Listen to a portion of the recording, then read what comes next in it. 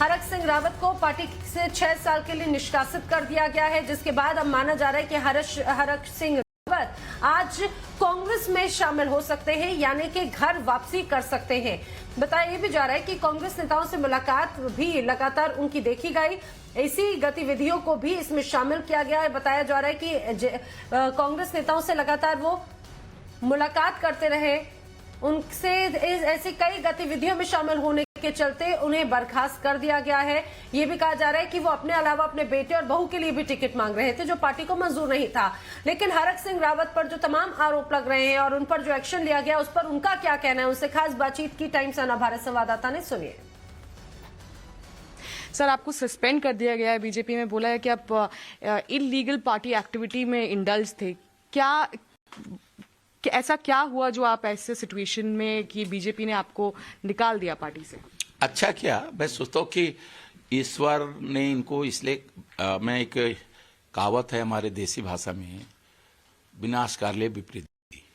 और कई बार मैं मिलिट्री साइंस का लेक्चरर रहा हूँ, यूनिवर्सिटी में विद्यार्थी रहा हूँ, और मैंने देखा है कि कई बार बड़े बड़े शासकों को, बड़े बड़े लोगों को, हिटलर को आत्महत्या करनी पड़ी थी, जब जो पूरा वर्ल्ड को जीतते हुए जा रहा था और उसको जो है रशिया में जाके उसको जो है आत्महत्या करनी पड़ी थी। तो कई बार परिस्थितियां ऐसी बनती हैं कि ईश्वर कुछ कराना चाहता है, तो ईश्वर जो शक्ति है, नेचर को, ईश्वर को, गॉड को, खुदा को, जो भी उसे कहना चाहो, वो शायद इनके एक सोशल मीडिया में फर्जी समाचार पर मैं हंस रहा था।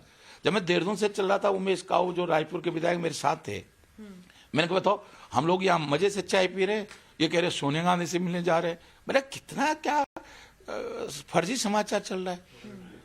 अब इन्होंने आनंद फानन में इन्होंने सोचा कि कहीं सचमुच न सम्मिलित हो जाऊं, तो जैसे ना चूहा बिल्ली का जैसे खेल। तो आप करने नहीं वाले थे? आप कांग्रेस के साथ बिल्कुल बात भैया, मैं बिल्कुल कोई, देखिए कांग्रेस के लोग मुझसे संपर्क कर रहे थे, प्रीतम सिंह जी का, देवेंद्र यादव जी का, गोदयाल जी का, कई बार मुझको फोन आए।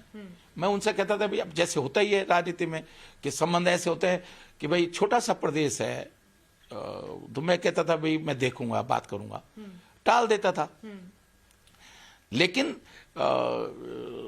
ऐसा कोई विचार, मेरे कल भी जो है अपने घर में बात हुई, जब मैं यहाँ पहुंचा हूं, तो मेरे घर के लोगों ने कहा भाई आप कोई डिसीजन मत लेना, रोज रोज ये पार्टी बदलना ठीक नहीं है। तो मैंने कहा मैं नहीं ले रहा हूं। तो अब जब अच्छा है, मुझ पे आरोप नहीं लगा कि मैंने, ये आरोप है आप पे कि आप नेगोशिएट कर रहे थे, आप एक तरफ से कांग्रेस से बात कर रहे थे और एक तरफ से टिकट मांग रहे थे अपने फैमिली के लिए। मैं कोई टिकट नहीं मांग रहा था। ये मैंने इनसे कहा मैं नहीं लड़ना चाहता हूं चुनाव। मैंने अभी 3-4 दिन पहले पलाजो से ये जरूर कहा कि भाई, धामी से भी कहा कि मैंने कहा भाई मैं अभी वहाँ 6 तारीख को वहाँ गया था, इसी 6 तारीख को, और मैंने कहा जिस तरह जनून और जिस तरह लोगों में, महिलाओं में, यूथ में, मैंने कहा मैंने अपनी बहू के लिए, अनुकृति के लिए उत्साह देखा है।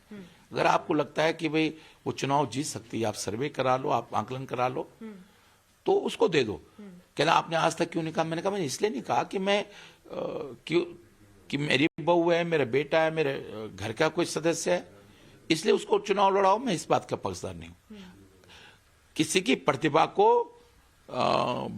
बड़े परिवार का व्यक्ति होने के कारण दबाया नहीं जाना चाहिए, और किसी अब जिसके अंदर क्वालिटी नहीं है या जिसके अंदर कोई योग्यता नहीं है, उसको सिर्फ इसलिए मौका दे दो कि साहब ये किसी बड़े कहती पार्टी पॉलिसी के हिसाब से एक परिवार से एक ही आदमी को टिकट मिलता है। आप मुझे बता दो ना, बीजेपी ने कब ये का क्रियान्वयन किया? पिछली बार संजीव आर्य, यशपाल आर्य को टिकट दिया कि नहीं दिया? मुन्ना चौहान उनके पत्नी को दिया कि नहीं दिया? राजनाथ सिंह जी भी सेंट्रल मिनिस्टर हैं, पंकज को एमएलए चुनाव लड़ाया नहीं लड़ाया? ये कौन से, तो ठीक है एक परिवार से एक को देते ना। तो अगर ये कहते कि नहीं आपकी बहू जीत सकती है तो उसको दे देते, ये कहते कि नहीं वो नहीं जीत सकती, आप लड़ो चुनाव, तो मैं तो इनकी बात मान लेता। तो ये अब क्योंकि अपने मुंह छिपाने के लिए इनसे गलती हो गई, मैं आज बता रहा हूं। इन्होंने सोशल मीडिया के उस भरम को, उस भरम के जाल में फंस गए। एक आखिरी सवाल, अब आपकी अगला मूव क्या होगा? कि आप कांग्रेस पार्टी जा रहे हैं और इलेक्शंस में आपको क्या लगता है कि किसकी जीत होने वाली है?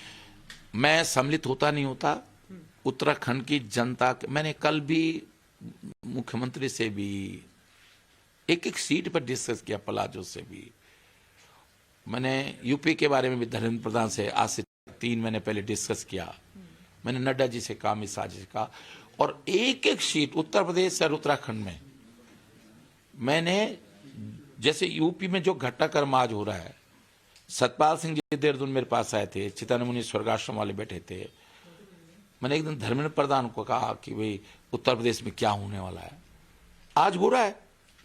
जो चीज मैंने 4 महीने पहले धर्मेंद्र प्रधान से 1 घंटा बैठ के बातचीत करी थी, वो हो रहा है।